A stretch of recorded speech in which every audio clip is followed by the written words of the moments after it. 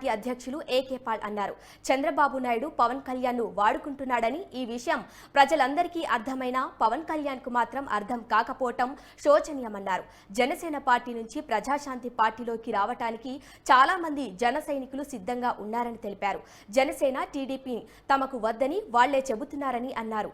మోడీ తిరుపతి సాక్షిగా ఏపీకి ప్రత్యేక హోదా, రైల్వే జోన్ ఇస్తానని కళ్లబొల్లి మాటలతో ప్రజలను మోసం చేశారని, మోడీ వాగ్దానాలు అన్ని బూటకమన్నారు. విశాఖ ఎంపీగా తనను గెలిపిస్తే అభివృద్ధి చేసి చూపిస్తా అన్నారు. వెలుగు కావాలంటే ఏకే పాల్ కు ఓటు వేయండి అని అన్నారు.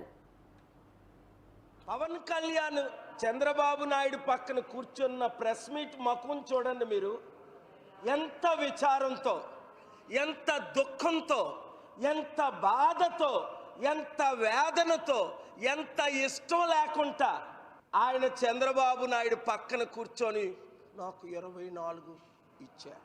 మరి ఎన్ని కోట్లు ఇచ్చారో ఎందుకు చెప్పలేదు? తమ్ముడు, జన సైనికులందరూ ఇప్పటికీ 15 మంది నాయకులు, అందులో ఎమ్మెల్యే కంటెస్టెంట్స్ పేర్లు చెప్పమంటే చెప్తా, ప్రజాశాంతి పార్టీలో చేరిపోవడానికి నన్ను కలిశారు ఆల్రెడీ. ఏమేనంటే జై శ్రీరామ్ అనకపోతే ఎలక్షన్ తర్వాత అందరినీ చంపేస్తారట. మరి కొంతమంది జై హనుమాన్ అంటారు. మన ఆంధ్రులు అయితే జై వెంకటేశ్వర స్వామి. మోదీ నమ్మడట వెంకటేశ్వర స్వామి. ఎందుకంటే తిరుపతి వెళ్ళి వెంకటేశ్వర స్వామి మీద వాగ్దానం చేసి ఏమన్నాడు? స్పెషల్ స్టేటస్ ఇస్తానన్నాడు మోదీ. ఇచ్చాడా? స్పెషల్ ప్యాకేజ్ ఇస్తానన్నారు. ఇచ్చారా? స్మార్ట్ సిటీలు కడతానన్నారు. అందులో విశాఖపట్నం, కర్నూలు, విజయవాడ, అనంతపూర్, ఇవన్నిట్లో కట్టారా? లేదు. స్టీల్ ప్లాంట్ని అమ్మము అన్నారు, ఇప్పుడు అమ్మేస్తున్నారు. పోలవరం కంప్లీట్ చేస్తామన్నారు, ఇప్పుడు పోలవరం మర్చిపోయారు. మోదీ ఇచ్చిన వాగ్దానాల్లో 100 ఏమైనా అడిగితే, మోదీ గారు మీరు 15 లక్షలు ప్రతి ఒక్కరికి ఇస్తానన్నారంటే, లేదు జై శ్రీరామ్. ఏది ఆ 15 లక్షలు?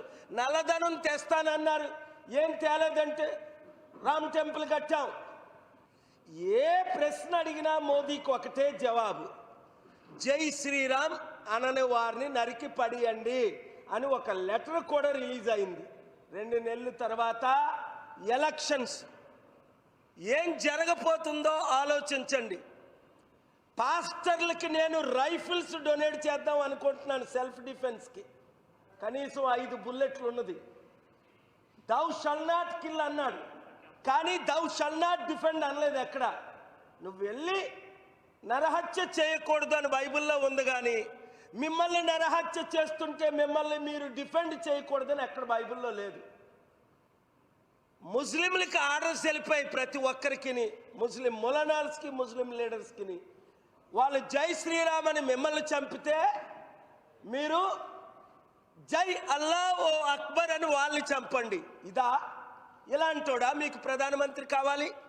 విశాఖపట్నం ఎంపీగా నన్ను గెలిపించండి, జై శాంతి అనండి, జై ప్రజాశాంతి అనండి. ఆంధ్రప్రదేశ్లో మోదీ తొత్తులైన టీడీపీ, వైసీపీ, జనసేనలను